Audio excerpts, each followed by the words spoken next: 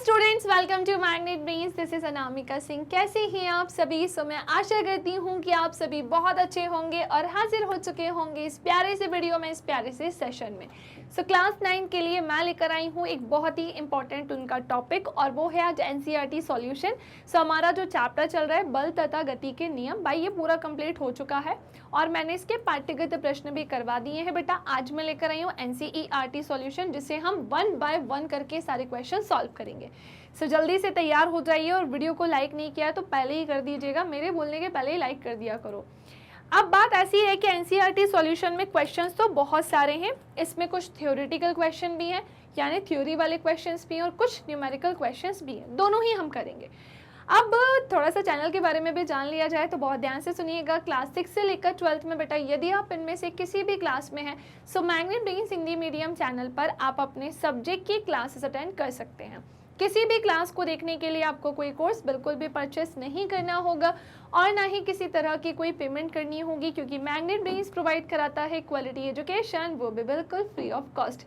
इसी के साथ मैं आपको बताना चाहती हूँ कि हम 5 स्टेट बोर्ड कवर कराते हैं बेटा, जैसे UP board, Bihar board, MP board, Rajasthan board, Delhi board. और जितनी भी चीज़ें हम कवर कराते हैं, कंप्लीट कराते हैं, वो सब बेसिक से लेकर एडवांस लेवल लेकर चलते हैं और आपके सारे डाउट्स करते हैं सॉल्व। अब बात आती है कि मैम जितनी भी चीज़ें आप हमें पढ़ा रहे हैं उसके नोट्स हमें कहाँ से मिलेंगे? तो जो भी मैं आपको पढ़ा रही हूँ उसके नोट्स की जो लिंक है वो आपको नीचे मिलेगी डिस्क्रिप्शन बॉक्स में। तो पूरी इन्फॉर्मेशन हो गई। बता दिया मैंने कि हम 5 स्टेट बोर्ड कवर कराते हैं। मैंने आपको ये भी बता दिया कि हमारे यहाँ क्लासेस के जो नोट्स है वो कैसे मिलेंगे। बाकी सब कुछ अरेंज फॉर्मेट में मिलता है। हमारा एक इंग्लिश मीडियम चैनल भी है जहाँ पर आप इंग्लिश में पढ़ाई कर सकते हैं, और वहाँ पर केजी से लेकर क्लास 12 तक की क्लासेस आपको मिलेंगी। ओके, सो बेटा अब हम बढ़ते हैं अपने मेन पॉइंट की तरफ। एनसीईआरटी सॉल्यूशन का फर्स्ट क्वेश्चन ये रहा आप सभी के सामने। तो देखो क्वेश्चंस तो लगभग 17-18 क्वेश्चन है, वो हम करेंगे। पहले थ्योरी वाले क्वेश्चन से, फिर न्यूमेरिकल, फिर थ्योरी, ऐसे करके पूरा मिक्सअप है। ओके, सो कोई वस्तु शून्य बाह्य असंतुलित बल अनुभव करती है। पहली बात तो बल कैसा? असंतुलित, लेकिन वो भी कैसा होगा? शून्य। तो शून्य असंतुलित बाह्य बल अनुभव करती है, मतलब वो बल कैसा होगा? संतुलित बल होगा। क्यों? क्योंकि शून्य बाह्य असंतुलित बल का मतलब तो यही होता है ना। क्या किसी भी वस्तु के लिए अशून्य वेग से, कौन से वेग से? अशून्य वेग से बेटा गति करना पॉसिबल है, संभव है? यदि हाँ, तो वस्तु के वेग के परिमाण एवं दिशा पर लगने वाली शर्तों का उल्लेख करें। यदि नहीं तो उसका कारण बताएं। यदि ऐसा है तो फिर क्यों है, और यदि ऐसा नहीं है तो फिर क्यों नहीं है। हमें दोनों ही चीज़ें बतानी है। तो है तो उसका भी कारण बताओ, और नहीं है तो भैया उसका भी कारण बताओ। समझे? तो चलो फिर जानते हैं इस कहानी को। संतुलित बल, असंतुलित बल हमने बहुत अच्छे से पढ़ा हुआ है। वो रस्सा कस्सी वाला एग्जाम्पल मैंने आपको बताया था। टेबल पर हम किसी ऑब्जेक्ट को रखकर यहाँ से भी फोर्स लगाएं, यहाँ से भी फोर्स लगाएं, अगर वो इक्वल ही लग रहा होगा तो वो जो ऑब्जेक्ट है वो कहीं नहीं खिसकेगा, लेकिन एक ही साइड से फोर्स लगाएंगे तो वो खिसक जाएगा। तो हमने ऐसे करके संतुलित और असंतुलित बल को पढ़ा था। तो चलिए इस क्वेश्चन को हम आंसर देखते हैं। तो भाई सुनो ध्यान से कि बिल्कुल हाँ ऐसा होगा। हाँ, किसी वस्तु के लिए शून्य वेग से गति करना बिल्कुल पॉसिबल है, संभव है। ऐसा निम्नलिखित स्थितियों में पॉसिबल हो सकता है। अब वो निम्नलिखित स्थितियां कौन कौन सी हैं या शर्तें कौन कौन सी हैं, तो वो ये आपके सामने हैं। जब वस्तु पहले से एक सीधी रेखा में एक समान चाल से चल रही हो, हम तब भी बोल सकते हैं। सेकेंड है जब चाल के परिमाण यानी मैग्नीट्यूड ऑफ स्पीड में कोई भी चेंज नहीं हो रहा हो, कोई परिवर्तन नहीं हो रहा हो। और थर्ड है हमारे पास जब गति की दिशा में कोई परिवर्तन नहीं है, यानी कि गति के डायरेक्शन में भी कोई चेंज नहीं है। ये 3 तरीके की कहानी है जो मैंने आपको बताई। फिर से सुनो, फिर से सुनो, फिर से सुनो। क्वेश्चन हमसे कह रहा है कि कोई वस्तु शून्य बाह्य असंतुलित बल अनुभव करती है, यानी यहाँ पर असंतुलित बल कैसा है? शून्य है। ओके, तो क्या किसी भी वस्तु के लिए अशून्य वेग से गति करना पॉसिबल होगा क्या? फिर संभव होगा क्या? अगर होगा तो वस्तु के वेग के परिमाण और उसके दिशा पर लगने वाली शर्तों को यहाँ पर बताना है, और यदि नहीं है तो उसका भी कारण बताओ कि ऐसा कारण क्या है उसके पीछे, कि वो क्यों नहीं है। तो हमने जाना कि भैया ऐसा हो सकता है। हाँ, किसी वस्तु के वेग के लिए, किसी वस्तु के लिए उसका जो अशून्य वेग से गति करना संभव होगा, जिसके लिए कुछ शर्तें। पहली शर्त ने बोला कि अगर वस्तु पहले से एक सीधी सरल रेखा में एक समान चाल से चल रही हो। दूसरी कंडीशन में जब चाल के परिमाण में कोई परिवर्तन ही नहीं हो रहा हो, और तीसरी कंडीशन में जब गति की दिशा में कोई चेंज नहीं हो रहा हो। तीनों condition done done done done. चलो नेक्स्ट आते हैं अगले क्वेश्चन की तरफ। यहाँ पर बेटा हमारा पहला क्वेश्चन होता है ओवर, फर्स्ट क्वेश्चन होता है कंप्लीट। ये रहा आप सभी के सामने क्वेश्चन नंबर सेकंड, जो हमसे क्या कह रहा है, तो बहुत ध्यान से सुनेंगे बेटा। जब किसी छड़ से एक दरी यानी कारपेट को पीटा जाता है तो धूल के कण बाहर आ जाते हैं, इसको स्पष्ट करें।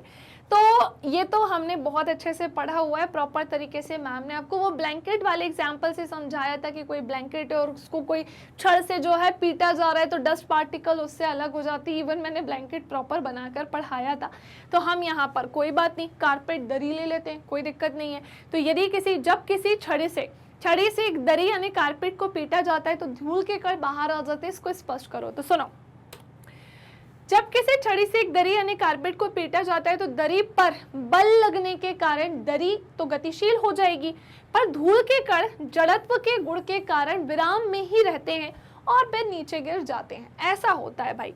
तो बात कुछ इस तरह से है बेटा। किस तरह से है? तो हमने देखा कि ये क्या है हमारा, मान लेते हैं कि ये है क्या, दरी। हमने क्या देखा? तो मान लेते हैं कि ये क्या है, तो ये है दरी, जिनमें हमें क्या दिखाई दे रहे हैं, डस्ट पार्टिकल दिखाई दे रहे हैं। क्या दिखाई दे रहे हैं? जिनमें हमें बहुत सारे डस्ट पार्टिकल, वैसे मैं आपको बताऊं डस्ट पार्टिकल इतने छोटे होते हैं जिन्हें बिल्कुल आप सोचो कि अपनी अनएडेड आइज से देख सको, कुछ तो बहुत छोटे होते हैं जिसे आप नहीं देख सकते हो। ठीक है, जैसे अभी मैं आपको पढ़ा रही हूँ, इस मेरे स्टूडियो में बहुत सारे छोटे छोटे डस्ट पार्टिकल्स होंगे, अभी इन्हें नहीं देख सकते ना, ये तो घूम रहे हैं इधर उधर आसानी से, क्योंकि इनका साइज कैसा होता है, बहुत छोटा है ना। बट फिर भी मैंने ये आपको जो बनाया समझाने के लिए बना रही हूँ, थोड़े से बड़े बना दिए। तो मैंने क्या बोला कि ये ब्लैंकेट है ना, यानी कि ब्लैंकेट क्यों बोल रहे भाई, दरी लिखा है उसको दरी बोलो या फिर कारपेट बोलो। तो भैया ये क्या है, दरी है। ठीक है, हमने देखा कि ये क्या है भैया, हमारी दरी है। अब क्या बोल रहे हैं कि इस दरी पर जो है धूल के कण हैं। अब जैसे ही एक डंडे से, डंडा भी बना दूं मैं जरा, जैसे हमने एक लिया क्या, डंडा, और इस डंडे से हम इसे क्या करने जा रहे हैं बेटा, पीटने जा रहे हैं, और इस डंडे से हम इसे क्या करने जा रहे हैं, पीटने जा रहे हैं। तो ये क्या है भैया, सो ये है कोई छड़ी। ठीक है, तो हमने देखा ये है कोई छड़ी, और इस छड़ी से जैसे ही उस दरी को पीटना शुरू किया, तो जैसे ही उस दरी को हम पीटते हैं तो भैया ये जो दरी है ये तो अपनी अवस्था परिवर्तन करेगी, यानी तो ऑब्वियसली ये किस में चली जाएगी, मोशन में। किस में चली जाएगी बेटा, गति की अवस्था में। और वहीं अगर बात आती है किसकी, कि मैम वो डस्ट पार्टिकल का क्या हुआ होगा, तो हमने देखा कि दरी की जो हमने बात की थी भैया वो तो मोशन में चली गई, और इसमें ये क्या है बेटा, डस्ट पार्टिकल्स यानी कि धूल के कण। क्या बोला है, डस्ट पार्टिकल यानी कि धूल के कण। और ये धूल के कण किस में रह जाएंगे, सो भैया ये तो रेस्ट में ही रह जाएंगे, यानी कि किस में रह जाएंगे, विराम में ही रह जाएंगे। भैया वो विराम में ही रहना चाहते हैं, उनको मोशन में आना ही नहीं है, विराम में रह जाएंगे, जिसके कारण वो दरी से धूल के कण कैसे हो जाएंगे, अलग हो जाएंगे। जनरली हम घर में भी तो यही करते हैं ना, कि अगर हमें कोई भी चीज़ जैसे रखी हुई है उसमें बहुत डस्ट है, तो किसी भी हम लकड़ी को ले ले, छड़ी को ले ले, डंडी को ले ले, उससे हम इसे तेजी से मारने लगते हैं, है ना, ताकि जो डस्ट पार्टिकल है, जैसे गद्दे वद्दे हो गए, तो भैया उससे हम डस्ट पार्टिकल या डस्ट को अलग कर सकें। ठीक है, क्योंकि हमारा ये जो दरी है ये मोशन में आया, लेकिन डस्ट पार्टिकल मोशन में नहीं है, वो रेस्ट में रह जाते हैं, जिसके कारण जो है वो उससे अलग हो जाते हैं।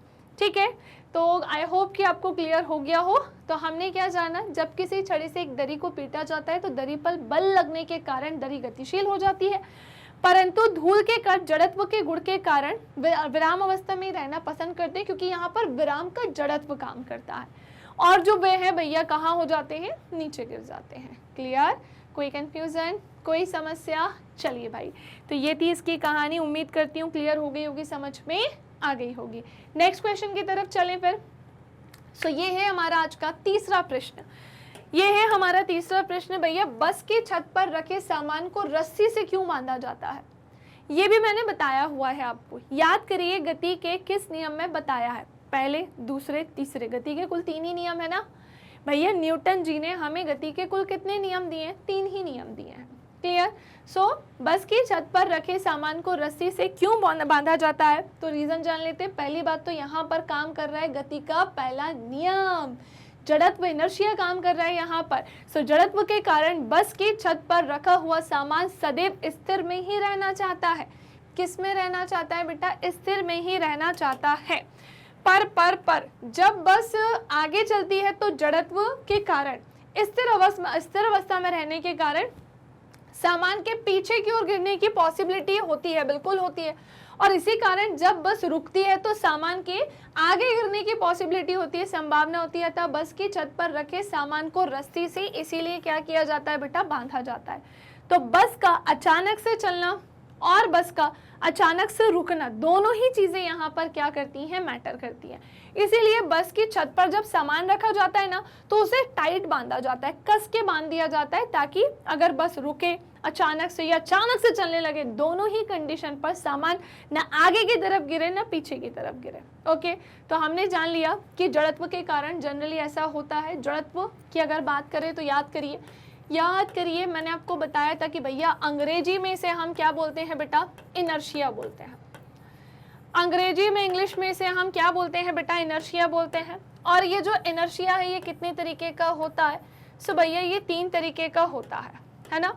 एक होता है इनर्शिया ऑफ रेस्ट, एक होता है इनर्शिया ऑफ मोशन, और भैया एक होता है inertia of direction. Inertia of direction, ये 3 तरीके का ये होता है। विराम का जड़त्व, गति का जड़त्व और दिशा का जड़त्व। ओके, सो क्वेश्चन नंबर 3 की कहानी यहाँ पर भी होती है इस तरह से पूरी डन, यानी कि कंप्लीट। नाउ नेक्स्ट क्वेश्चन की तरफ आए। अब हम चौथा पढ़े, चौथा चलो। अब पहली बात तो इसमें ये एमसीक्यूज है ना, जिसका हमें आंसर देना है, ठीक है भैया। तो किसी बल्लेबाज द्वारा क्रिकेट की गेंद को मारने पर गेंद जो है वो जमीन पर लुढ़कती है। क्या बोल रहे हैं, कोई क्रिकेट है ना, कोई बल्लेबाज है सॉरी, उसके द्वारा क्रिकेट की गेंद को जब मारा जाता है तो जो गेंद है वो ऑब्वियसली जमीन पर लुढ़केगी और कुछ दूरी चलने के पश्चात जो गेंद होगी वो रुक जाती है। गेंद के रुकने के लिए धीमी होती है, बिल्कुल सही, गेंद रुकने के लिए स्लो होती है। क्योंकि बल्लेबाज ने गेंद को पर्याप्त प्रयास से हिट नहीं किया। दूसरा, वेग गेंद पर लगाए गए बल के समानुपाती है, या फिर गेंद पर गति की दिशा के विपरीत एक बल काम कर रहा है, या फिर गेंद पर कोई असंतुलित बल कार्यरत नहीं है, अतः गेंद विराम अवस्था में आने के लिए प्रयासरत है। तो हमने क्या जाना था, किसी बल्लेबाज द्वारा क्रिकेट की गेंद को मारने पर गेंद जो है वो जमीन पर लुढ़कती है, कुछ दूरी चलने के पश्चात गेंद रुक जाती है क्योंकि, या फिर स्लो हो जाती है, रुकने के लिए धीमी होती है क्योंकि गेंद पर गति की दिशा के विपरीत भी एक बल काम करता है, जिसके कारण ऐसा होता है। सो ये एक एमसीक्यू था, ये भी पूछा, चलो इसका भी आंसर हमने देख लिया, इसका भी आंसर हमने जान लिया। चारों क्वेश्चन डन। अब आते हैं हम हमारे मेन पॉइंट की तरफ। भाई इसे भी डिस्कस कर लिया जाए, न्यूमेरिकल वाले सेक्शन को भी अब देख लिया जाए। ओके चलो भाई सॉल्व करते हैं हम इसे। खैर मुझे उत्तर वाला पार्ट चाहिए नहीं, मैं खुद से ही यहाँ पर सॉल्व लिख कर फिर बेटा आपको इसके बारे में बताती हूँ, ठीक है। देखो भाई होता ये है कि एक ट्रक विराम अवस्था, न्यूमेरिकल कैसे सॉल्व करते हैं बेटा, तो न्यूमेरिकल कभी भी सॉल्व करने के लिए क्वेश्चन को रीड करना होता है। हम अपने फिजिक्स के अगले चैप्टर पर आ चुके हैं और न्यूमेरिकल कैसे सॉल्व करना होता है फिर से बता रही हूँ कि इसे करने के लिए हमें क्वेश्चन को पहले ढंग से रीड करना होगा। जितनी चीज़ें हमें दी गई हैं उसे हम नोट डाउन कर लेंगे, क्वेश्चन की भावनाओं को समझेंगे, वो जो फाइंड करने को बोल रहा होगा उसे भी नोट डाउन कर लेंगे। और कुछ बेसिक कॉन्सेप्ट तो क्लियर होने चाहिए, कुछ बेसिक रूल्स तो पता होने चाहिए। सो एक ट्रक विराम अवस्था में किसी पहाड़ी से नीचे की ओर नियत त्वरण से लुढ़कना शुरू करता है, ठीक है भाई। ये 20 सेकंड में 400 मीटर की दूरी तय करता है, इसका त्वरण ज्ञात करो, ठीक है। और इसका द्रव्यमान हमें 7 टन दिया है, इसका द्रव्यमान 7 टन है, तो इस पर लगने वाले बल की गणना करो। बल आपको बताना है और यहाँ बताया है कि 1 टन किसके बराबर होता है, 1000 किलोग्राम के। ओके सो ठीक है, अगेन फिर से पढ़ना है क्या, चलो फिर से पढ़ लेते हैं बेटा कि एक ट्रक विराम अवस्था से किसी पहाड़ी से नीचे की ओर नियत त्वरण से लुढ़कना शुरू करता है।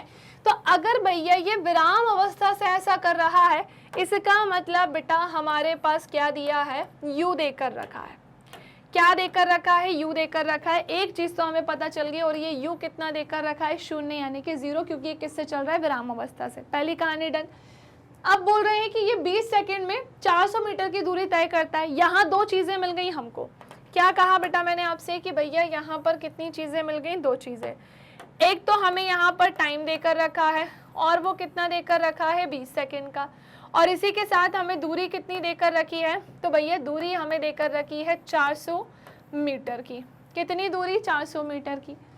अब हमें क्या बोल रहे हैं कि इसका त्वरण ज्ञात करो। ठीक है भैया, एक्सीलरेशन फाइंड करने को बोल रहे हैं, कर देंगे त्वरण। और क्या बोल रहे हैं, अभी पिक्चर बाकी है, कंप्लीट नहीं हुआ है। अगर इसका द्रव्यमान 7 टन है, यानी हमें इसका क्या देकर रखा है बेटा, मास देकर रखा है, जो कि कितना है, 7 टन। लेकिन मैं इसको पूरा 7 टन नहीं लिखूंगी, क्यों, क्योंकि हमें क्वेश्चन में आधी चीजें खुद नहीं सॉल्व करके दिए। 1 टन किसके बराबर होता है, 1000 किलोग्राम के। तो ठीक है, मैं एक काम करती हूँ, 7 का फिर मल्टीप्लाई किससे कर देती हूँ, 1000 किलोग्राम से, क्योंकि 1 टन अगर 1000 किलोग्राम के बराबर होता है तो 7 टन किसके बराबर होगा भैया, 7000 किलोग्राम के। क्या ये बात समझ में आई? ओके, अब क्या बोल रहे हैं, तो इस पर लगने वाले बल की गणना कीजिए। तो बेटा ध्यान से सुनो, हमसे पूछ रहे हैं फोर्स बता दो शांति से, बिना चिल्ला पुकार करे। क्या बोल रहे हैं कि भैया हमें बता दीजिए फोर्स। तो चलो भाई, अब एक बात बताओ, एक्सेलरेशन फाइंड करेंगे, फोर्स फाइंड करेंगे। फोर्स का फॉर्मूला ही होता है मास मल्टीप्लाई एक्सेलरेशन। मास हमारे पास दिया, एक्सेलरेशन दिया ही नहीं है, यानी हमें पहले तो ए फाइंड करना होगा। समझे कि नहीं? यानी हम पहले क्या फाइंड करेंगे, ए फाइंड करेंगे। चलो अब हम कैसे फाइंड करें भैया, सारी चीजें हमने ध्यान से देखी। ऑब्वियसली गति के समीकरण तो लगने ही है। यहाँ पर गति के कितने समीकरण होते हैं, 3 समीकरण। जिसको याद नहीं है तो सुन लो सुन लो सुन लो सुन लो। गति का पहला समीकरण क्या होता है, यहाँ पे लिख के बता देती हूँ, है ना। गति का भैया पहला समीकरण, गति का बेटा पहला समीकरण, गति का पहला समीकरण। और बेटा ये हमसे क्या बोलता है, तो ये हमसे ये बोलता है v इज इक्वल्स टू बेटा u प्लस AT, है ना। ये हमें गति का पहला समीकरण बोलता है। ओके, नेक्स्ट आते हैं अब हम गति का दूसरा समीकरण। गति का दूसरा समीकरण, और गति का दूसरा समीकरण क्या होता है, सो वो होता है s is equals to ut plus half AT square. s is equals to ut plus half AT square. और फिर क्या आ गया, गति का तीसरा समीकरण, और क्या आ गया, गति का तीसरा समीकरण। और गति का तीसरा समीकरण हमसे क्या बोलता है, तो वो हमसे ये बोलता है भैया 2as इज इक्वल्स टू बेटा v square minus u square. ठीक है ना, ये हमसे ऐसा बोलता है। अब इन तीनों की ना बहुत ही ज्यादा जरूरत पड़ने वाली है। क्यों? क्योंकि देखो जो न्यूमेरिकल क्वेश्चंस होते हैं, अब मुझे एक बात बताओ, जैसे तुम्हें अभी इसमें क्या करना है, इस क्वेश्चन में तुम्हें एक्सीलरेशन फाइंड करना है पहले, तो गति के 3 समीकरण में से किसी एक को अप्लाई करना पड़ेगा। आप मुझे बताओ किसे करें। अगर मैं यहाँ पर गति का पहला समीकरण लगाती हूँ तो पहली बात तो ना मेरे पास v है ना मेरे पास t है क्या आपके पास अंतिम वेग दिया है? नहीं। क्या आपके पास कहीं पर टाइम समय दिया है? नहीं। इसका मतलब ये होता है कि भैया ये भी नहीं है हमारे पास, है ना। क्या नहीं है, तो हमारे पास ये भी नहीं है और हमारे पास ये भी नहीं है, तो हम ये पहला समीकरण तो लगा ही नहीं सकते। दूसरा लगाएं क्या, चलो चेक करते हैं। तो हमारे पास अगेन भैया ना तो हमारे पास v था ना t था, तो t तो हमारे पास यहाँ पर भी नहीं है ना। t तो हमारे पास यहाँ पर ही नहीं है। और दूसरी इंपॉर्टेंट चीज कि हमें निकालना ही सबसे पहले एक्सीलरेशन है ना, निकालना ही एक्सीलरेशन है। और हाँ एक चीज और, एक और चीज तो हमारे पास तो वो भी नहीं लग सकता, है ना। अच्छा एक चीज और, हमारे पास टाइम है तो क्यों क्यों क्यों क्यों भैया टाइम है हमारे पास बस क्या नहीं है, अंतिम वेग नहीं है। तो हमने कहा ठीक है अंतिम वेग नहीं है, इसका मतलब हमारे पास गति का पहला समीकरण नहीं लग सकता है। और हमारे पास क्या नहीं लग सकता है भैया, गति का दूसरा समीकरण लग सकता है, तीसरा भी नहीं लग सकता है क्योंकि हमारे पास v नहीं है। तो अब एक काम करते हैं, सीधा लगा देते हैं गति का दूसरा समीकरण। क्यों? क्योंकि हमारे पास s है और बाकी चीजें हैं, लेकिन v हमारे पास नहीं था। ओके तो चलिए भाई अब मैं सीधे लिख देती हूँ गति के दूसरे समीकरण के अनुसार। ठीक है, टाइम नहीं देखा था मैंने बट ऑब्वियसली दिया है गति के दूसरे समीकरण के अनुसार, दूसरे समीकरण के अनुसार। ओके बेटा, होता ये है कि गति का दूसरा समीकरण हमसे ये बोलता है कि s is equals to u t plus half a t square. Okay, done done done done, चीज़ों को पुट कर दे उसकी जगह पर। ओके, तो हमें क्या दिया है, s कितना है भैया, 400 मीटर है। ओके, u कितना दिया है, u दिया है 0, टाइम कितना दिया है बेटा, 20 सेकंड दिया है। हाफ का हाफ रहने दो, एक्सीलरेशन तो फाइंड ही करना है। समय कितना दिया है, तो भैया वो दिया है 20 सेकंड, यानी ये 20 का स्क्वायर कर देती हूँ। इसे सॉल्व करें क्या, 400, ये 0 का 0 होगा, 0 का किसी में भी मल्टीप्लाई करते ना बेटा 0 ही आना होता है। ठीक है, अब हमने क्या किया, प्लस 1/2 मल्टीप्लाई a मल्टीप्लाई 400। चलो एक काम करती हूँ, मैं इसको इससे उड़ा देती हूँ, तो ये कितनी बार में जाएगा बेटा, 200 में।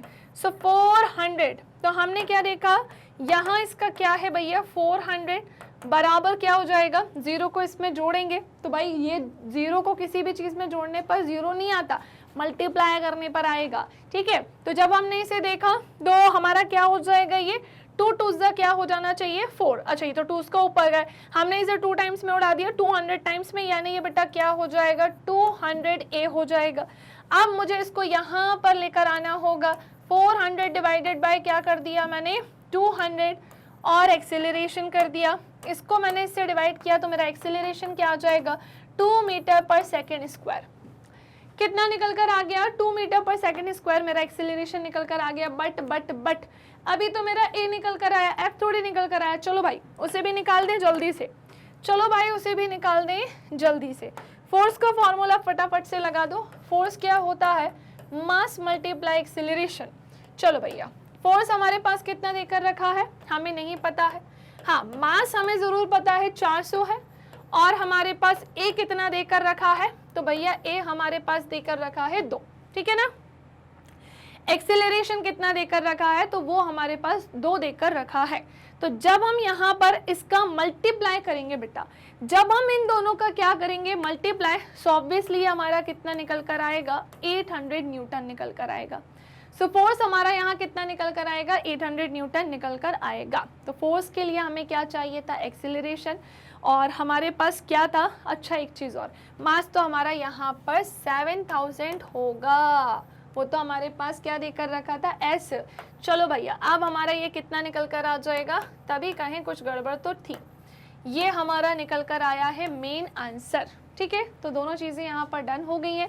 हमसे ए पूछा था और हमसे क्या पूछा था, एफ, दोनों चीज़ें हमने फाइंड कर ली। इसी तरह से हमें हर क्वेश्चन में फाइंड करना होगा। स्क्रीनशॉट ले लिया इतने का, पक्का कंफर्म, हमने पहले चीज़ों को नोट डाउन किया, जो हमें पूछा था वो भी, और हमने जो दिया था वो भी, उसके अकॉर्डिंग हमने फॉर्मूले को यूज़ किया है। गति का दूसरा समीकरण लगाया, पहला और तीसरा संभव नहीं था, और फिर हमने यहाँ से सीधे फोर्स को फाइंड कर दिया। चलिए आगे बढ़े, ये रहा 6 नंबर का क्वेश्चन आप सभी के सामने। चलिए फटाफट से इसे हम क्या करते हैं, सॉल्व।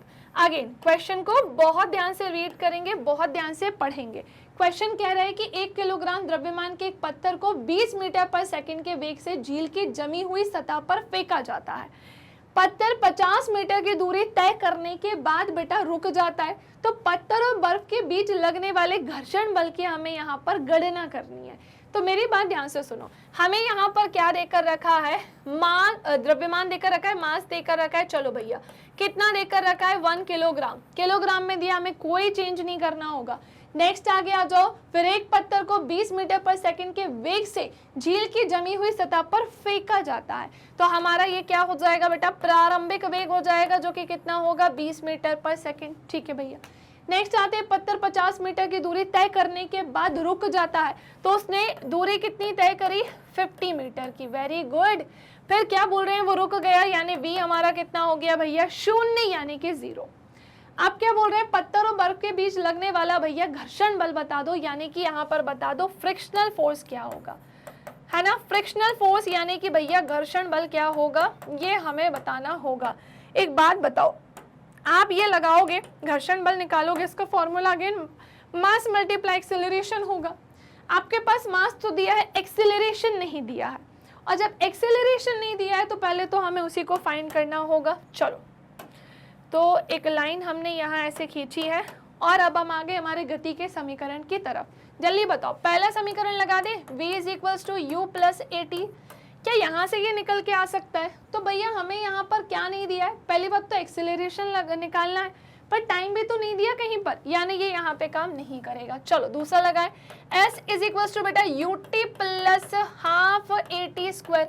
ये काम करेगा क्या? तो सुनो, अगेन टाइम नहीं दिया है हमको तो ये भी काम नहीं करेगा। इसका मतलब हमें क्या लगाना होगा, गति का तीसरा समीकरण।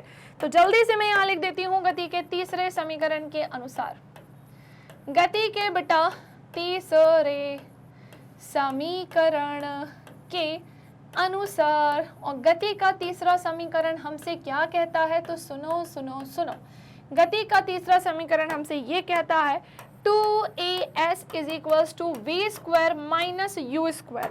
ओके, और 2 हमारे पास 2 का 2 लिखेंगे, एक्सेलरेशन नहीं पता है, s हमें कितना देकर रखा है बेटा 50 देकर रखा है, v स्क्वायर हमारा क्या हो जाएगा 0 का स्क्वायर हो जाएगा, और बेटा u स्क्वायर कितना हो जाएगा हमारा 20 स्क्वायर होगा। सॉल्व कर लें, चलो सॉल्व करते हैं।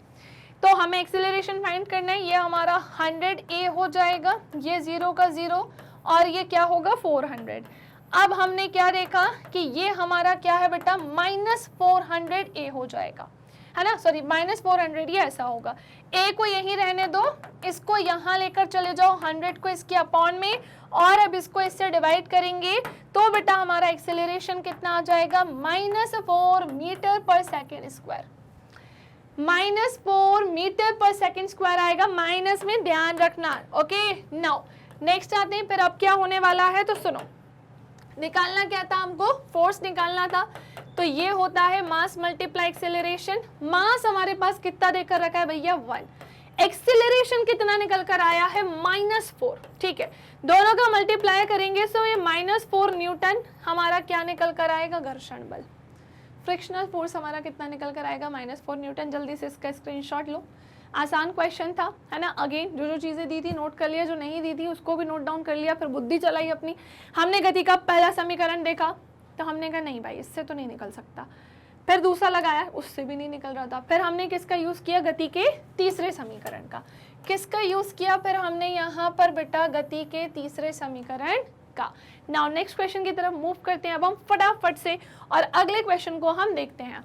जितने भी न्यूमेरिकल्स यहाँ पर हो रहे हैं वो सब आपको 1 बाय 1 करके क्या करनी होगी, प्रैक्टिस। एक ही न्यूमेरिकल 4-4 5-5 बार भी करोगे ना तो आपसे चीज़ें बनने लगेंगी, छूटेगा कुछ भी नहीं, लेकिन प्रैक्टिस आपको बराबर से करनी होगी। ओके, नाउ नेक्स्ट क्वेश्चन की तरफ आते हैं भैया कि 1 किलोग्राम, अच्छा ये तो हो गया ना, अगला क्वेश्चन ये रहा, क्वेश्चन नंबर 7 कि भैया एक 8000 किलोग्राम द्रव्यमान का रेल इंजन प्रति 2000 किलोग्राम द्रव्यमान वाले 5 डिब्बे को सीधी पटरी पर खींचता है, और यदि इंजन 40,000 न्यूटन का बल आरोपित करता है तथा यदि पटरी 5000 न्यूटन का घर्षण बल लगाती है, तो ज्ञात करें कि नेट त्वरण बल क्या होगा और रेल का त्वरण क्या होगा। क्या लगता है क्या आंसर होना चाहिए इसका, जल्दी बताओ। देखो भैया सॉल्व कैसे करना होगा हमको, तो सुनो, पहली बात तो जो चीजें लिखी फटाफट से आते हैं, और जो चीजें दी हैं उसको हम नोट डाउन करते हैं। तो मैंने लिखा यहाँ पर सॉल्यूशन, यानी कि इसे सॉल्व करने जा रही हूँ मैं, जहाँ पर एक 8000 किलोग्राम द्रव्यमान का रेल इंजन। तो पहली बात तो रेल इंजन का द्रव्यमान देखते हैं, ठीक है ना, रेल इंजन का द्रव्यमान, ठीक है। और बेटा ये कितना देकर रखा है, सो रेल इंजन का द्रव्यमान हमें देकर रखा है यहाँ पर कितना, तो वो है 2000 किलो, सॉरी कहाँ गया, 8000 किलोग्राम, ठीक है। चलो भाई अब क्या बोल रहे हैं का रेल इंजन, एक 8000 किलोग्राम द्रव्यमान का रेल इंजन प्रति 2000 किलोग्राम द्रव्यमान वाले 5 डिब्बों को सीधी पटरी पर खींचता है। प्रति क्या बोल सकते हैं हम, ऐसा लिख दें कि 5 डब्बों का द्रव्यमान, समझ जाओगे ना, ठीक है। तो हम यहाँ लिख देते हैं 5 डब्बों का द्रव्यमान, ठीक है, रेल इंजन के 5 डब्बों का द्रव्यमान। प्रति इकाई से भी हम निकाल सकते थे, एक का भी निकाल के 5 निकाल सकते थे, बट पांचों का कैसे निकालेंगे भैया, एक का कितना देकर रखा था 2000, 5 का क्या हो जाएगा, मल्टीप्लाई कर दो, कितना हो जाएगा भैया 10,000 हो जाएगा, 10,000 किलोग्राम।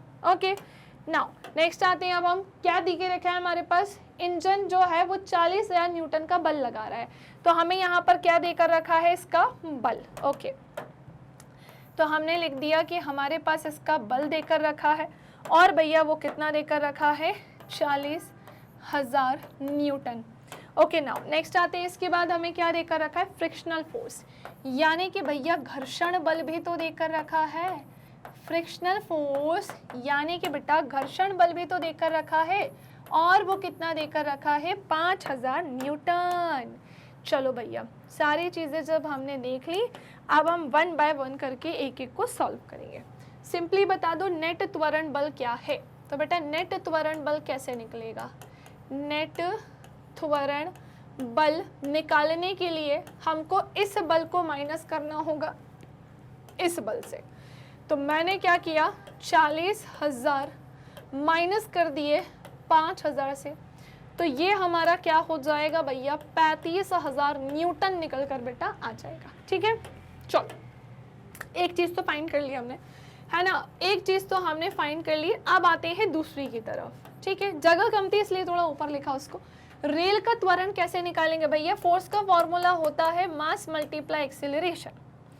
अब चीज़ों को पुट करें तो हमारे पास फोर्स जो है वो कितना देकर रखा है, तो हमने देखा ये है क्या भैया, 35,000। हमें मास तो जो है पता है, कुल कितना मास दिया, 8,000, इसे ले लो। रेल इंजन का द्रव्यमान ले लो और उसके 5 डब्बों का द्रव्यमान, तो हमने देखा 10,000 ये हो जाएगा, तो 8 और 10 कितना होता है भैया, 18,000 किलोग्राम। ठीक है, और मल्टीप्लाई बाय एक्सेलरेशन हमें पता नहीं है, इसको उठा के इसके नीचे लेके आ जाओ। सो ये क्या हो जाएगा भैया, 35,000 को हम डिवाइड कर देंगे किससे, 18,000 से, और हमारा ए फाइंड हो जाएगा। ठीक है, सो 3 0 से 3 0 उड़ा दी, 2 से तो नहीं जाएगा, ये कितनी बार में जाएगा, क्या लगता है किससे उड़ाएं हम इसको, तो सुनो, ये हम 18 से ही डिवाइड करते हैं यहाँ पर। ठीक है, इस 35 को हम 18 से ही डिवाइड करते हैं, 18 दूनी 36 होता है ना बेटा, 18 दूनी क्या होता है, 36 होता है, तो हम 2 बार में ले जा नहीं सकते, 1 बार में ले जाते हैं। 15 में से 8 आ जाएगी तो 1 2 3 4 5 6 7 बचेगी। ठीक है, तो 7 यहाँ पर होगी, 2 में से 1 जाएगी तो 1 बचेगी। पॉइंट लगाया हमने, 0 किया, कितनी बार में पहुंचा दे, 9 टाइम से पहुंचा दे, लगी 7 9 10 11 12 13 14 15 16 162। और मुझे नहीं लगता फिर, हाँ अब ज़्यादा करेंगे तो ये तो इसके क्रॉस हो जाएगा। सो ये 162 हम 9 टाइम्स में पहुंचा देते हैं, मतलब ये 1.9 के आसपास निकल कर आएगा। यानी हम इसका एक्सेलरेशन कितना बता सकते हैं बेटा, सो इसका जो एक्सेलरेशन है ना भैया, वो कितना निकल कर आएगा, 1.9 मीटर पर सेकेंड स्क्वायर। किसका एक्सेलरेशन, रेल का। तो हमें पता चल गया नेट त्वरण बल कितना लग रहा है, सो भैया वो लग रहा है 35,000 न्यूटन का। हमें पता चल गया कि रेल का एक्सेलरेशन क्या है, सो वो है भैया 1.9 मीटर पर सेकेंड स्क्वायर।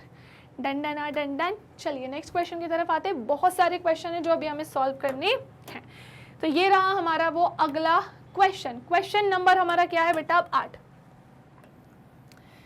एक गाड़ी का द्रव्यमान 1500 किलोग्राम है, और यदि गाड़ी को 1.7 मीटर पर सेकंड स्क्वायर के ऋणात्मक त्वरण यानी अवमंदन के साथ विराम अवस्था में लाना है, रेस्ट में लाना है, तो गाड़ी और उसके सड़क के बीच लगने वाला बल कितना होगा। चलो बेटा जल्दी से इसे हम सॉल्व करते हैं।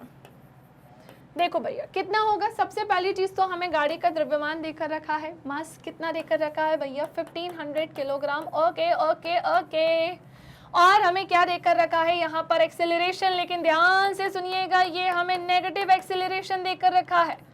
कौन सा देकर रखा है, ऋणात्मक, नेगेटिव। आप क्या बोल रहे हैं कि आप बता दो कि जो गाड़ी है और जो सड़क है इसके बीच लगने वाला बल कितना होगा। तो भैया सिंपली हमसे फोर्स पूछ रहे हैं, कुछ नहीं करना है, यहाँ पे अलग से फोर्स का फॉर्मूला लगा दो। हमने लगा दिया ये फॉर्मूला, सबको उसकी जगह पर पुट कर दिया। 1500 मल्टीप्लाई क्या करेंगे भैया, 1.7 करेंगे। सॉल्व कर दो, इन दोनों का आपस में मल्टीप्लाई करते हैं। ये रहा हमारा 1500 मल्टीप्लाई, अभी पॉइंट यहाँ पर लगाया है ना। अभी के लिए पॉइंट भूल जाते हैं, अभी हम लगा देंगे, ठीक है ना।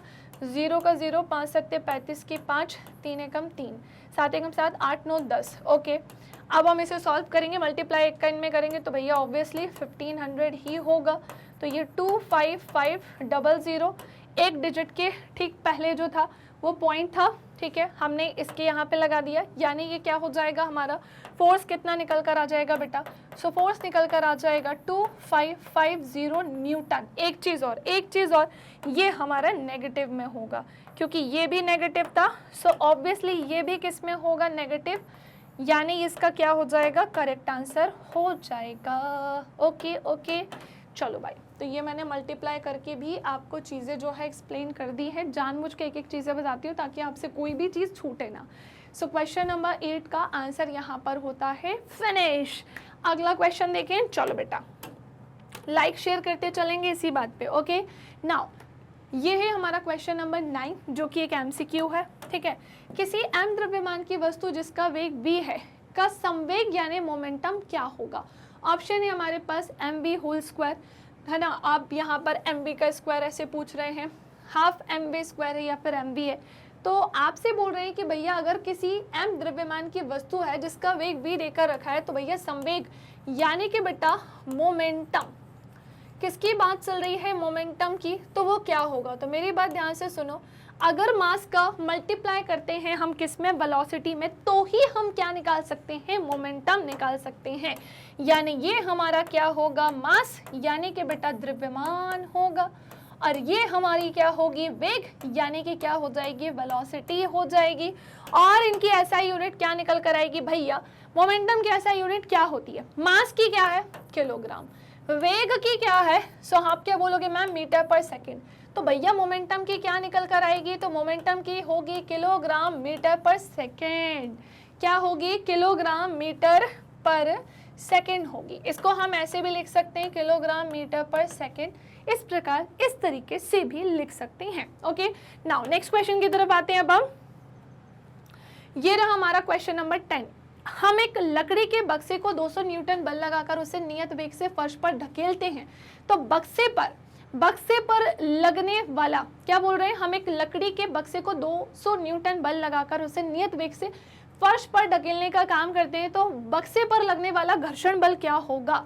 तो क्योंकि बक्से का वेग कैसा है, नियत है, अतः बक्से पर लगने वाला घर्षण बल भी क्या होगा, 200 न्यूटन ही होगा, 200 न्यूटन ही फिर वो होगा क्योंकि बक्से का वेग कैसा है, नियत है। ओके अगला क्वेश्चन ये रहा आप सभी के सामने, गति के तृतीय नियम के अनुसार जब हम किसी वस्तु को धक्का देते हैं तो वस्तु उतने ही बल के साथ हमें भी विपरीत दिशा में क्या देती है, धक्का देती है।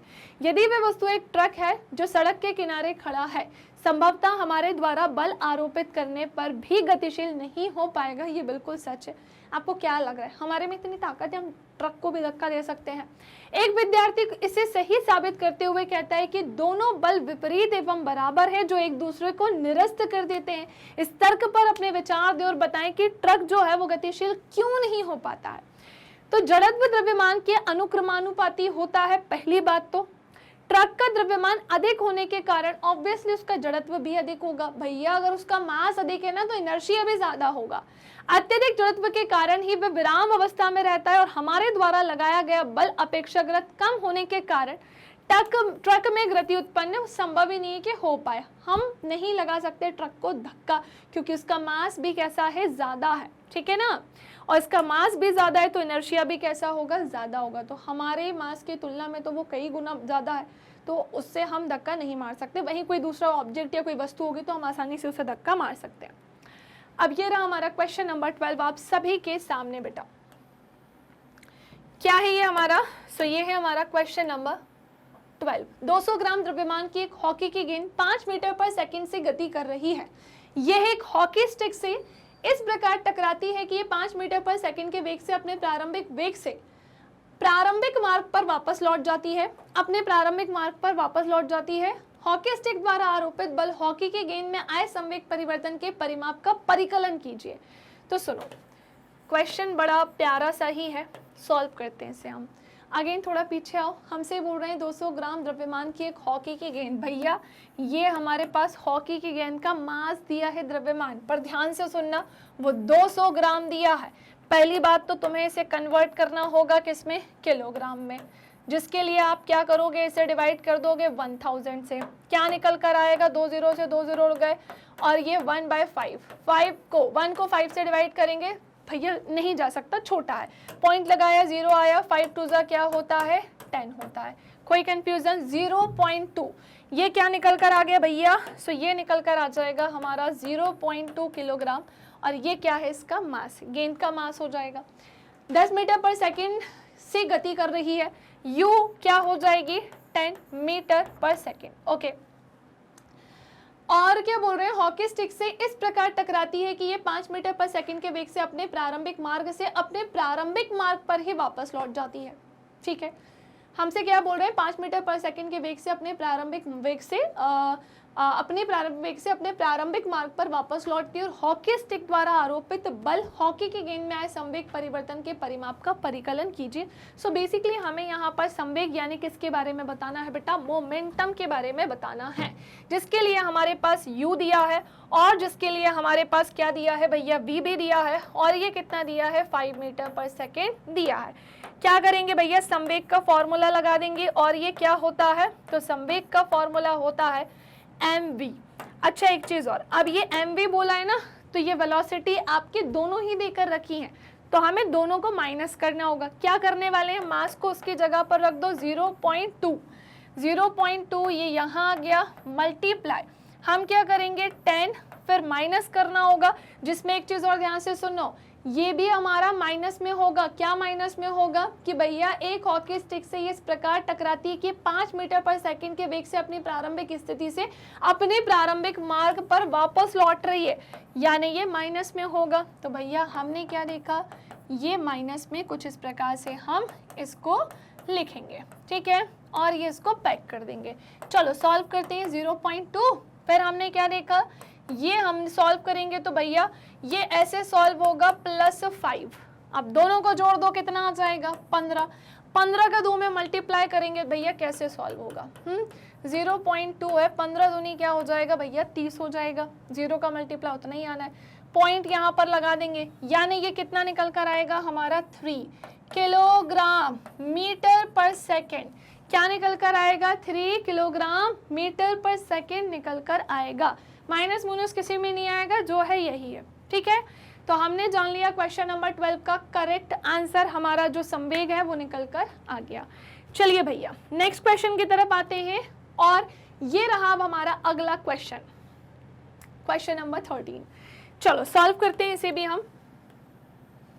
10 ग्राम द्रव्यमान की एक गोली सीधी रेखा में 150 मीटर पर सेकंड के वेग से चलकर एक लकड़ी के गुटके से टकराती है ना, और 0.03 सेकंड के बाद भैया जाकर रुक जा रही है।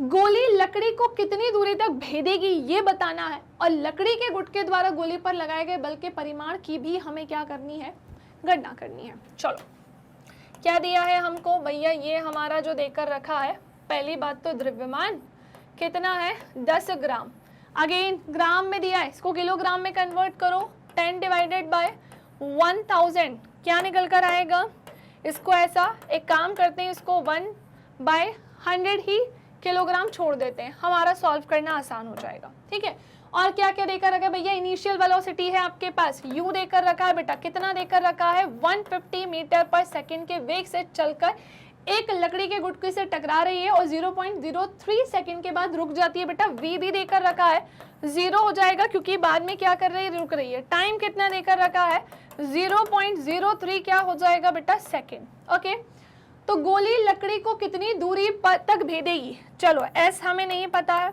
चलो और क्या क्या देकर रखा है, हमें यहाँ पर बल भी पूछ रहे हैं, क्या बात है। चलो तो हमें यहाँ पर फोर्स भी पूछ रहे हैं और कितनी दूरी तक भेदेगी ये भी पूछ रहे हैं। चलो एक काम करते हैं, पहले तो यहाँ पर एक रेखा खींच देते हैं, ठीक है, अब बढ़ते हैं आगे की तरफ। तो होता ये है बेटा कि फोर्स का फॉर्मूला होता है मास मल्टीप्लाई एक्सेलरेशन, और एक्सेलरेशन हम कैसे फाइंड करेंगे, पहले तो हमें वही निकालना होगा जिसके लिए मैं यहाँ पर क्या लगाने जा रही हूँ, गति का पहला समीकरण, गति का पहला समीकरण, और वो हमसे क्या कह रहा है, तो सुनो सुनो सुनो, गति का पहला समीकरण हमसे कहता है v इज इक्वल्स टू बेटा u प्लस ए टी, और v हमारे पास कितना है, कहाँ गया 0, u हमारे पास कितना है बेटा, सो u है हमारे पास 150 ए हमारे पास कितना है, तो ए तो पता ही नहीं है, यही निकालने तो खड़े हैं हम। और टाइम कितना देकर रखा है, वाओ कितना प्यारा टाइम है, 0.03 सेकेंड। चलो अब एक काम करते हैं, इसको इधर लेके आ जाते हैं जल्दी से, -50 हो जाएगा ये 0.03 एक्सीलरेशन, ये हमें लिखना पड़ेगा। इसको उठा के यहाँ लेकर आना पड़ेगा इसके अपॉन में, सो ये हो जाएगा 150 और ये 0.03 इज इक्वल्स टू ए। इसे और सॉल्व कर सकते हैं, पॉइंट हटा के इसके बाद 2 डिजिट है तो उतने ऊपर 0 चढ़ा दो तो ठीक है भैया। हमने उतने वहाँ पर क्या करा दिए, 0 चढ़ा दिए, ठीक है। इसको हम ऐसे भी लिख सकते हैं मल्टीप्लाई 100, इसे हम ऐसे भी सॉल्व कर सकते हैं। 3 5 क्या होता है, 15 होता है। और हमारा एक्सेलरेशन -5000 मीटर पर सेकेंड स्क्वायर आ गया। क्या आ गया भैया, -5000 मीटर पर सेकेंड स्क्वायर आ गया। और अब हमें क्या करना होगा, थोड़ी सी जगह बनानी होगी, तो रुको, थोड़ी सी हम क्या बनाने जा रहे हैं यहाँ पर जगह। इसे हमने क्या किया, छोटा, और इसे यहाँ पर शिफ्ट, ओके। अच्छा और शिफ्ट करना पड़ेगा क्या, चलो तो इसे और नीचे लेकर आओ, ओके डन। चलिए वेरी गुड। अब आते हैं अपनी अगली कहानी, एक और लाइन हम यहाँ पर खींचते हैं। तो देखो अभी हमें केवल एक्सेलरेशन पता चला है। अब जहाँ से काम करते हैं, सीधे फोर्स का फॉर्मूला लगा के मास मल्टीप्लाई एक्सेलरेशन फाइंड करते हैं। भैया मास हमारा कितना चला गया, 1/100 मल्टीप्लाई ए कितना आ गया भैया, -5000 आ गया, ठीक है। सॉल्व कर दो, डिवाइड कर देंगे अगर हम इसे इससे, तो ऑब्वियसली ये हमारा फोर्स कितना आ जाएगा भैया, -50 न्यूटन होगा। कितना होगा, -50 न्यूटन। यानी हमारी एक कहानी तो हमने यहाँ पर जान ली, पर हमें अभी एस नहीं पता है, तो जिसके लिए मैं यहाँ पर लगाऊंगी गति का तीसरा समीकरण। दूसरा मत लगाना, गति का तीसरा समीकरण। और कैसे लगेगा ये, तो गति का तीसरा समीकरण हमसे बोलता है कि भैया 2as is equals to v square minus बेटा u स्क्वायर। और हमारे पास 2 का 2 है, a हमारे पास कितना देकर रखा है भैया, -5000 देकर रखा है, s हमें नहीं पता है, ओके। v स्क्वायर बोले तो भैया 0 का स्क्वायर हो जाएगा, और बेटा u स्क्वायर बोलेंगे तो कितना होगा, तो v square minus u square यानी 150 का क्या हो जाएगा भैया, ये स्क्वायर हो जाएगा, ठीक है।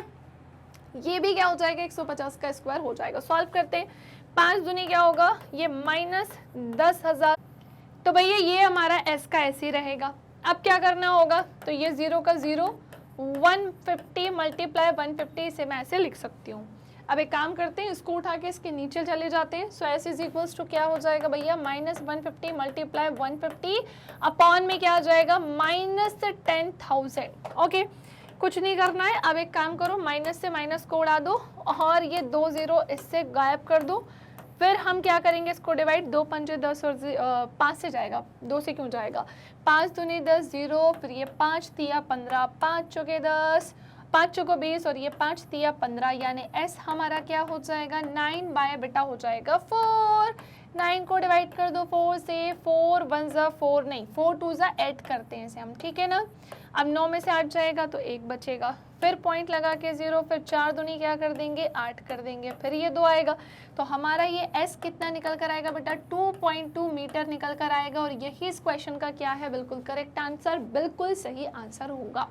So question number 13 done done done done. Okay now next आते हैं अब हम अपने अगले क्वेश्चन की तरफ, जो कि हमारा क्या है भैया, क्वेश्चन नंबर 14। ओके, एक वस्तु जिसका द्रव्यमान हमें 1 किलोग्राम दिया है भैया, 10 मीटर पर सेकंड के वेग से एक सीधी रेखा में चलती हुई विराम अवस्था में रखे 5 किलोग्राम द्रव्यमान की एक लकड़ी के गुटके से टकराती है और उसके बाद दोनों साथ साथ उसी सीधी रेखा में गति करते। अब हमसे बोल रहे हैं संगठन के पहले या फिर संघट्ट के पहले तथा बाद के कुल संवेगों की गणना करो। आपस में जुड़े हुए संयोजन के वेग की भी आपको क्या करनी है, गणना करनी है। देखो भाई, फटाफट से अब हम इसे सॉल्व करते हैं और इसकी एक एक चीज को बेटा हम जानते हैं। तो हमसे क्या बोला जा रहा है कि एक वस्तु जिसका द्रव्यमान 1 किलोग्राम है, तो ठीक है भाई, एक वस्तु का हमें बेटा यहाँ पर क्या देकर रखा है, द्रव्यमान। पर मैं आपको बताना चाहती हूँ 2 द्रव्यमान है हमारे पास। क्यों? क्योंकि अगर हम इस वस्तु की बात करें जिसका द्रव्यमान 1 किलोग्राम है, ये 10 मीटर पर सेकेंड के वेग से बेटा एक सीधी रेखा में चलते हुए फिर विराम अवस्था में रखे 5 किलोग्राम द्रव्यमान के एक लकड़ी के गुटके से जो है टकराती है, मतलब वुडन ब्लॉक से क्या कर रही है, टकरा रही है। अब होता यह है कि हमने जाना कि हमारे पास इस आधार पर m1 दिया है और बेटा वो कितना दिया है, 1 किलोग्राम दिया है, और क्या दिया है भैया, फिर तो ये u1 भी दिया है और वो हमारा क्या हो जाएगा, 10 मीटर पर सेकेंड हो जाएगा। नाउ नेक्स्ट आते हैं अब हम कि भैया अब हमारे पास m2 भी दिया है और वो कितना दिया है, 5 किलोग्राम, और उसी के साथ हमारा u2 कितना दिया है, वो दिया है 0। अब क्या कह रहे हैं कि उसके बस बाद दोनों साथ साथ उसी सीधी रेखा में गति करते हैं। तो आपको पहले और बाद के कुल संवेगों की क्या करनी है, गणना करनी है। तो पहले हम एक काम करते हैं, टकराने के पहले के संवेग को निकालते हैं, टकराने के पहले का कुल संवेग, और फिर हम बाद का निकालेंगे। तो मैं यहाँ पर क्या लिख रही हूँ, तो मैं लिख रही हूँ टकराने के पूर्व का कुल संवेग। ठीक है बेटा, तो मैंने यहाँ पर लिखा है इसके पहले का संवेग, जिसे हम कैसे निकालेंगे, तो सुनो, ये हम अपने इसको P से ही डिनोट करेंगे मोमेंटम को, और ये हमारा क्या होगा भैया, पहले के संवेग को जोड़ना होगा, है ना, किससे बेटा, दूसरे के संवेग से। पहले के संवेग को जोड़ना होगा किससे, दूसरे के संवेग से, दूसरे के संवेग से। क्लियर? चलिए आगे आते हैं अब हम। सो पहले का संवेग क्या हो जाएगा बेटा, m1 u1, और ये है हमारा m2 u2। ठीक है, चलिए एक लाइन में यहाँ पर खींच देती हूँ, देन हम इसे इधर पे सॉल्व करेंगे। अब हमें क्या देकर रखा है, सो हमें यहाँ पर देकर रखा है बेटा m1 और u1 कितना कर देंगे, सो ऑब्वियसली 1 मल्टीप्लाई 10 कर देंगे। m2 u2 बोला है, यानी कि बेटा हम 5 मल्टीप्लाई क्या कर देंगे, 0 कर देंगे। ये हमारा हो जाएगा 10, ये हमारा होगा 0, और ये हमारा 10 किलोग्राम मीटर पर सेकेंड हो जाएगा बेटा। क्या हो जाएगा, 10 किलोग्राम मीटर पर सेकेंड। तो ये पहले का कुल संवेग निकल कर आ गया। ठीक है ना, पहले का कुल संवेग यहाँ पर निकल कर आ गया। चलो अब हम बाद का जो संवेग निकालने वाले, पहले हम बाद का द्रव्यमान तो निकालने जाए तब तो हम संवेग निकाल पाएंगे। अभी हमारे पास द्रव्यमान ही नहीं पता है, टकराने के बाद का कुल द्रव्यमान हमें निकालना होगा, है ना। तो अब आते हैं हम टकराने की बाद की कहानी की तरफ, है ना, या फिर हम ऐसा लिखेंगे कि बाद का द्रव्यमान, ओके। और अब हम इसे कैसे सॉल्व करने वाले हैं बेटा, तो पहले तो इसे मैं थोड़ा सा ऊपर शिफ्ट करूं ताकि मेरे पास क्या है, थोड़ी सी जगह बन पाए। ठीक है, देखो भाई, अब बाद का द्रव्यमान कैसे निकालेंगे, एक बात बताओ, हमें दोनों को जोड़ना होगा, इसको भी जोड़ देंगे, इसको भी जोड़ देंगे बेटा, ये कितना निकल कर आ जाएगा, 6 किलोग्राम बाद का कुल द्रव्यमान निकल कर आ गया। इसी के साथ मैं आपको और बताना चाहती हूँ कि हमारा ये P1 बराबर ये क्या है, P डैश है, ये हमारा पहले का कुल संवेग है और ये बाद का संवेग है। अब बात कुछ ऐसी है कि पहले के संवेग की बात करें तो ये तो हमें पता है, लेकिन ये हमारा क्या हो जाएगा, mv होगा। इसका हमें क्या पता है बेटा, मास जो कि 6 है और ये v का v होगा। इसको उठा के यहाँ ले जाओ तो 10/6 इज इक्वल्स टू क्या हो जाएगा, v। चलो काटा पीटी कर लेते हैं, 2 3 6, 2 5 क्या होगा, 10 हो जाएगा। अगेन अगर मैं डिवाइड करती हूँ 5 को 3 से, कितनी बार में जाएगा भैया, 1 टाइम में जाएगा। 3 1 3 हो जाएगा, और ये 5 में से 3 जाएंगे, 2 पॉइंट लगाया 0, फिर 3 6 क्या होगा भैया, 18 हो जाएगा, फिर बचा, फिर ये लगातार चलता रहेगा, यानी 1.66। हम क्या बोल सकते हैं कि ये क्या हो जाएगा, सो v निकल कर आएगा 1.66 मीटर पर सेकेंड बेटा। कितना, 1.66 मीटर पर सेकेंड। और वहीं अगर मुझे एक बात बताओ, टक्कर के, या अगर हम बात करते हैं बाद के संवेग की, तो वो कैसे निकलेगा भैया, आपको पता ही तो है। जल्दी से लिखते हैं हम, बाद का संवेग निकालने की तरफ। और बेटा वो हम कैसे निकालेंगे, तो हम कुछ ऐसे निकालने वाले हैं कि भैया 1.66 मल्टीप्लाई हमें क्या करना होगा 6, द्रव्यमान mv, यही तो होता है फॉर्मूला। देखो भाई, जिसको नहीं पता है तो सुनो, ये होता है फॉर्मूला। हमें ऑलरेडी m कितना देकर रखा है 6 और v कितना दिया है 1.66। चलो पहले मैं ये पॉइंट वाला लिख रही हूँ, फिर मैं ये लिख रही हूँ, ये मास है और ये क्या है v है, यानी कि हमारी वेलोसिटी हो जाएगी। अब हमने क्या देखा, 6 6 का क्या होता है 2, यहाँ पर आ जाएगी केरी 1, फिर 6 अच्छा 6 चंग 36 की 6 होगी और ये केरी 3 आ जाएगी, 6 चंग 36 37 38 और ये 39 हो जाएगा 9, फिर ये 3 आ जाएगा, 6 कम 6 7 8 9, यानी कि बेटा ये 9.96 के आसपास निकल कर आ रहा है। यानी हम क्या बोल सकते हैं, लगभग हम बोल सकते हैं 10, है ना। लगभग हम क्या बोल सकते हैं, तो हम बोल सकते हैं कि भैया 10 किलोग्राम मीटर पर सेकेंड, यही इसका क्या होगा बेटा करेक्ट आंसर होगा। सो क्वेश्चन में जितनी चीजें हमसे बोली थी हमने एक एक करके इसको फाइंड कर दिया। जल्दी से पहले इस सेक्शन को अगर आप स्क्रीनशॉट लेना चाहो तो ले लो, देन आप क्या करोगे बेटा इस सेक्शन का पूरे का स्क्रीनशॉट ले लिया। नाउ अब हम मूव करते हैं हमारे नेक्स्ट क्वेश्चन की तरफ, है ना। टोटल 17 क्वेश्चन है, अब हम आते हैं 15 क्वेश्चन की तरफ। तो ये रहा भैया हमारा 15th नंबर का क्वेश्चन। क्या बोल रही है हमसे, तो बहुत ध्यान से सुनेंगे। 100 किलोग्राम द्रव्यमान की एक वस्तु का जो वेग है समान त्वरण से चलते हुए 6 सेकंड में 5 मीटर पर सेकंड से 8 मीटर पर सेकंड हो जाता है। वस्तु के पहले और बेटा बाद के संवेगों की गणना कीजिए और उस बल के परिमाण की गणना करें जो उस वस्तु पर आरोपित होता है। ठीक है, तो अगेन वही चीज कि हमें बोल रहे हैं कि भैया वस्तु के पहले का संवेग बता दो और बाद के संवेग की गणना कर दो, और जो बल लग रहा है ना, उसके बारे में भी बता दो। 3 चीजें फाइंड करनी है। ठीक है, तो चलो शुरुआत करते हैं। ओके चलो 14 क्वेश्चन हो चुका है, 15 नंबर पे आ चुके हैं।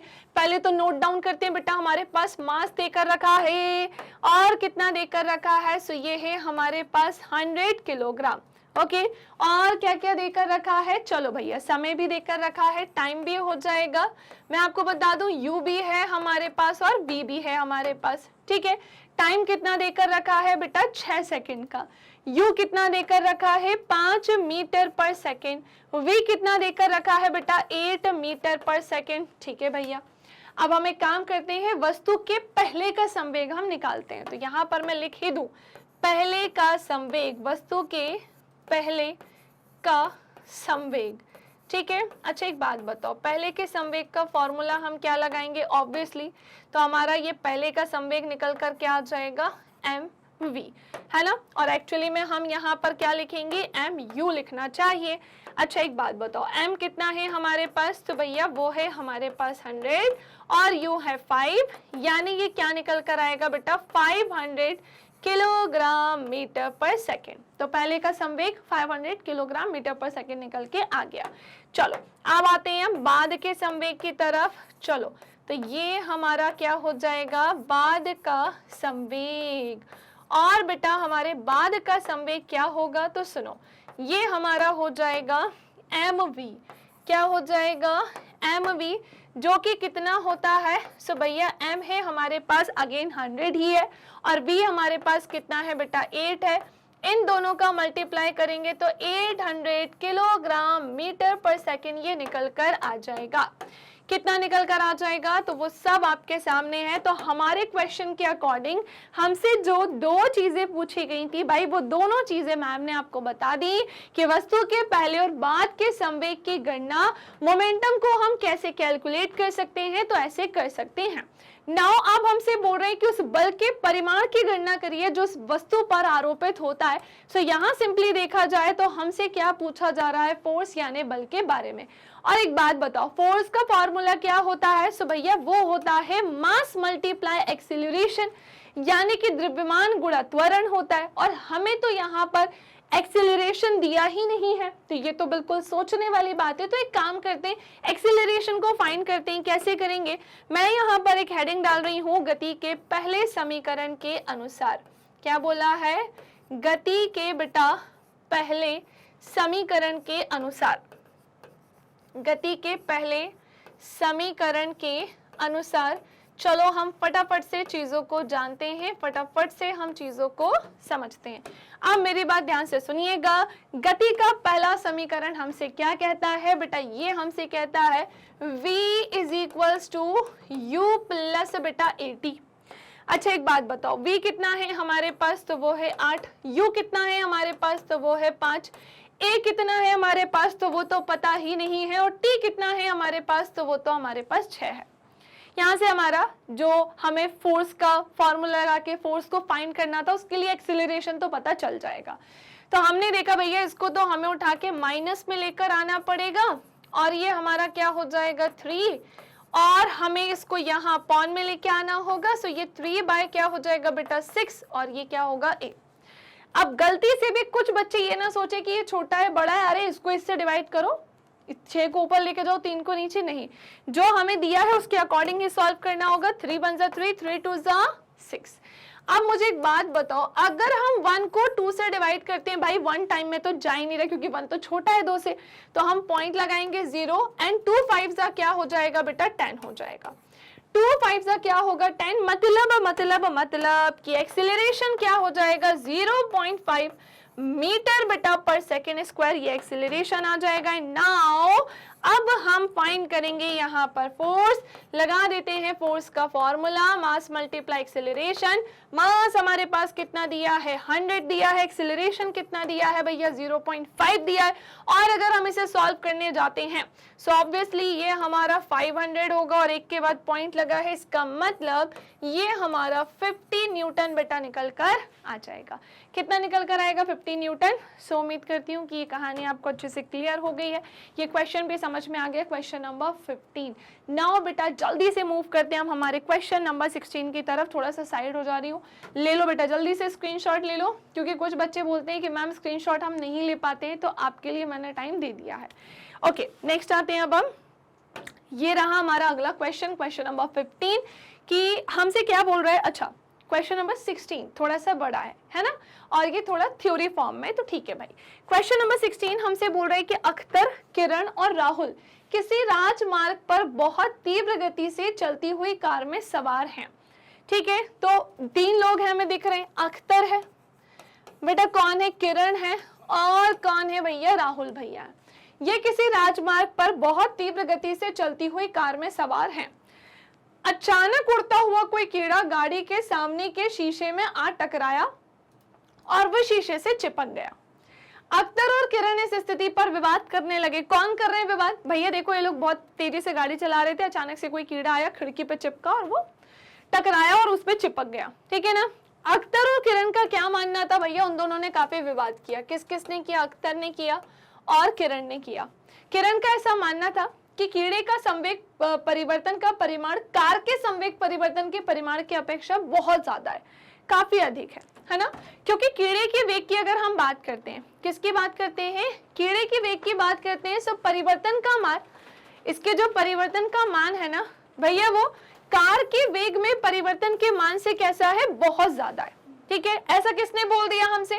तो ऐसा हमसे बोला था किरण ने। नाउ नेक्स्ट आते हैं अब अख्तर। दोनों में बहस चल रही थी ना, दोनों में तो बहस चल रही थी। अख्तर ने कहा कि चूंकि कार का वेग जो है वो बहुत अधिक था, अतः कार ने कीड़े पर बहुत अधिक बल लगाया, जिसके कारण कीड़े की मौत ही हो गई। भाई कीड़ा ही मर गया। राहुल ने एक नया तर्क देते हुए कहा कि कार तथा कीड़ा दोनों पर समान बल लगा और दोनों के संवेग में बराबर परिवर्तन हुआ। चलो भाई इन पर हम अपनी प्रतिक्रिया देते हैं और थोड़ा सा हम भी इसके बारे में जानते हैं। क्या बोलते हैं, आपको क्या लगता है क्या हुआ होगा? तो चलो भाई फटाफट से अब एक काम करते हैं, अपने विचार देख लेते हैं क्या क्या हो सकते हैं। तो 3 लोगों की कहानी तो हमने जान ली है, अख्तर, किरण और राहुल के बारे में। अख्तर के थॉट्स अलग थे, किरण के अलग थे और राहुल के अलग थे। ठीक है ना। नाउ अब आते हैं हम कि कौन से एक्चुअली में सही है, और अगर नहीं होंगे तो हम अपनी प्रतिक्रिया दे देंगे। तो बात कुछ ऐसी है कि तीनों में से पहली बात तो यहाँ पर संवेग संरक्षण का सिद्धांत लागू हो रहा है, और संवेग संरक्षण के सिद्धांत के अनुसार राहुल का विचार ठीक लगता है। राहुल जो बोल रहा है ना, अख्तर, किरण और राहुल में से राहुल ने जो बोला है वो बिल्कुल सही बोला है, क्योंकि टक्कर के दौरान कुल संवेग यहाँ पर संरक्षित रहता है ना, और दोनों जैसे कीड़े और कार के संवेगों में समान परिवर्तन होगा। यहाँ कीड़े का भार कम है अतः उसके वेग में अधिक परिवर्तन होगा, जबकि कार का द्रव्यमान कैसा है, अधिक, और अधिक होने के कारण गति परिवर्तन यहाँ पर नगण्य होगा, यानी ना के बराबर होता है, और कार की गति में परिवर्तन दिखाई नहीं देता है। तो बिल्कुल सही चीज बोली है, बिल्कुल सटीक चीज बोली है, क्योंकि ऑब्वियस सी बात है भाई कि अगर हम कीड़े का भार देखें तो वो तो कम होगा ना, कहाँ एक छोटा सा कीड़ा उसका भार, और कहाँ पर एक कार, इतनी बड़ी कार और उसका भार, दोनों के भार में बहुत अंतर है। तो हमने जाना कि कीड़े का भार कम है अतः उसके वेग में अधिक परिवर्तन होगा, जबकि कार का द्रव्यमान अधिक होने के कारण गति परिवर्तन यहाँ पर नगण्य होगा और कार की गति में परिवर्तन दिखाई नहीं देता है। ओके, नाउ अब आते हैं हम आज के लास्ट क्वेश्चन की तरफ। सो फाइनली फिर हमारा एनसीईआरटी सॉल्यूशन हो जाएगा फिनिश, यानी कि ओवर। सो लास्ट क्वेश्चन हमसे क्या कह रहा है, एक न्यूमेरिकल ये भी है जो हमसे कह रहा है कि एक 10 किलोग्राम द्रव्यमान की घंटी जो है वो 80 सेंटीमीटर की ऊंचाई से फर्श पर गिरी है, और इस अवस्था में घंटी के द्वारा फर्श पर स्थानांतरित संवेग के मान की यहाँ पर गणना करने को कहा जा रहा है। परिकलन में सरलता हेतु नीचे की ओर दिष्ट त्वरण का मान यहाँ पर ऑलरेडी हमें देकर रखा है, और वो दिष्ट त्वरण हमें 10 मीटर पर सेकंड स्क्वायर देकर रखी है। तो चलो भाई सॉल्व करते हैं, जानते हैं हम जल्दी से इसको। तो बेटा हमें क्या क्या दिया हुआ है, हमें मास दिया है यहाँ पर द्रव्यमान जो कि कितना है, 10 किलोग्राम है। Okay, very good, well done. और क्या देकर रखा है, तो हमें देकर रखा है h यहाँ पर, है ना, और वो h कितना है हमारा 80 सेंटीमीटर है बेटा, है ना, 80 सेंटीमीटर। तो पहले तो हमें यहाँ पर चेंजेस करने होंगे, पहले तो हमें यहाँ परिवर्तन करना होगा, इस सेंटीमीटर को किस में कन्वर्ट करना होगा, मीटर में। तो एक जीरो से एक जीरो मैंने यहाँ से ये उड़ा दी, 2 4 जा 8 होता है और 2 5 जा क्या होता है 10 यानी ये 4/5 क्या हो जाएगा मीटर। हम चाहें तो इस पूरे को भी सॉल्व कर सकते हैं, बट मैंने अभी इसको ऐसे ही छोड़ दिया ताकि जब हम आगे सॉल्यूशन देखेंगे तो वहां हमें थोड़ा सा इजी पड़ जाएगा। और हमें क्या क्या देकर रखा है ना, और एक तरीके से हमारा ये किसका काम करेगा बेटा, एस का। ठीक है, चलो तो हमने देख लिया एक 10 किलोग्राम द्रव्यमान की घंटी 80 सेंटीमीटर की ऊंचाई से फर्श पर गिरी है, और इस अवस्था में घंटी द्वारा फर्श पर स्थानांतरित संवेग के मान की गणना करने को बोल रहे थे। मतलब बेटा हमें यहाँ मोमेंटम निकालने को कहा जा रहा है। क्या निकालने को बोल रहे हैं कि भैया आप क्या बता दो, यहाँ पर मोमेंटम बता दो। ठीक है भाई, अच्छा अब हम जब मोमेंटम निकालेंगे बेटा वो तो तभी निकाल पाएंगे जब हमारे पास मास भी होगा, वेलोसिटी भी होगी। तो हमारे पास मास तो है लेकिन वेलोसिटी नहीं है। एक चीज तो पता चल गई कि मास है लेकिन हमें वेलोसिटी नहीं पता है। तो एक काम करते, आगे बढ़ते फिर। और एक चीज और, हमारे पास इनिशियल वेलोसिटी तो है, ये मत भूलना, हमारे पास प्रारंभिक वेग है वो जरूर 0 है। क्यों? क्योंकि एक 10 किलोग्राम द्रव्यमान की घंटी 80 सेंटीमीटर की ऊंचाई से बेटा फर्श पर गिरी है, और इस अवस्था में घंटी द्वारा फर्श पर स्थानांतरित संवेग के मान की गणना करनी थी, जिसके आधार पर हमें पता है कि u हमें क्या देकर रखा है 0, v हमें यहाँ पर बेटा पता ही नहीं है, और हमें क्या निकालने को बोल रहे हैं, संवेग। चलो चलो चलो इसे हम फाइंड करते हैं। सबसे पहले तो संवेग निकालने के लिए हमें v फाइंड करना होगा, समझ रहे हो, क्योंकि हमारे पास चीजें ही नहीं है यहाँ पर, समझ रहे हो। जैसे अगर हम वेलोसिटी निकालेंगे तो कैसे निकालेंगे, हमारे पास है ही नहीं। ठीक है, तो हमने क्या किया, तो हमने ये किया बेटा कि हमने लगाया गति का तीसरा समीकरण। क्या लगाया भैया, गति का तीसरा समीकरण। और गति का तीसरा समीकरण हमसे क्या कहता है, तो वो ये कहता है 2as = v² माइनस बेटा u²। Clear, v 2as = v² minus u²। चलो भाई अब चीजों को पुट करते हैं। 2 का 2 यहाँ पर है।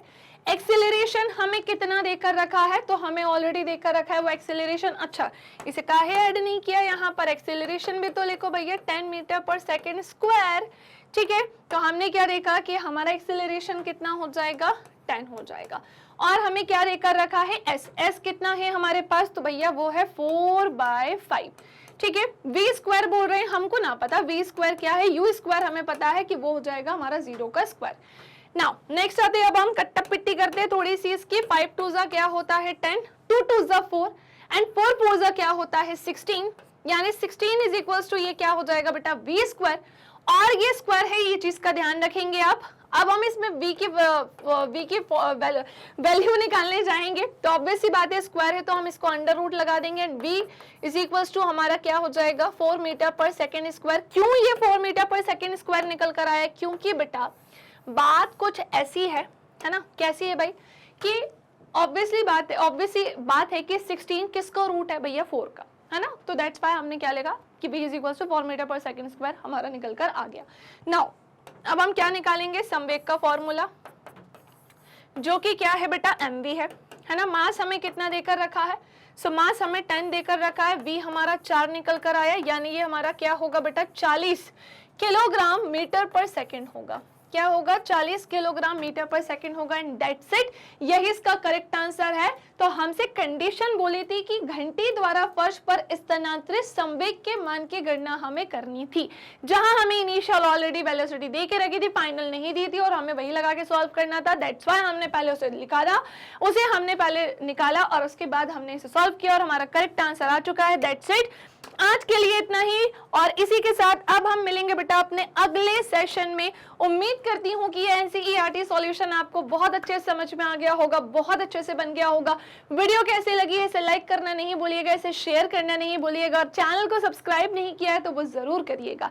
इसी के साथ मैग्नेट ब्रेन्स के कुछ अदर प्लेटफॉर्म्स भी हैं, जैसे फेसबुक है, इंस्टाग्राम है, ट्विटर है, टेलीग्राम है, व्हाट्सएप है।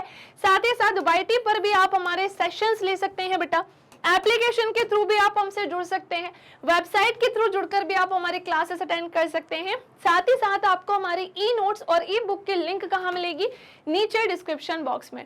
और ये है हमारे हिंदी इंग्लिश मीडियम के बेटा टॉप कोर्सेज, जैसे हम CBSE board, Delhi board, Bihar board, UP board, MP board, Rajasthan board, वैदिक maths, crash course, spoken English, ये सारी ही चीजें करवाते हैं कवर।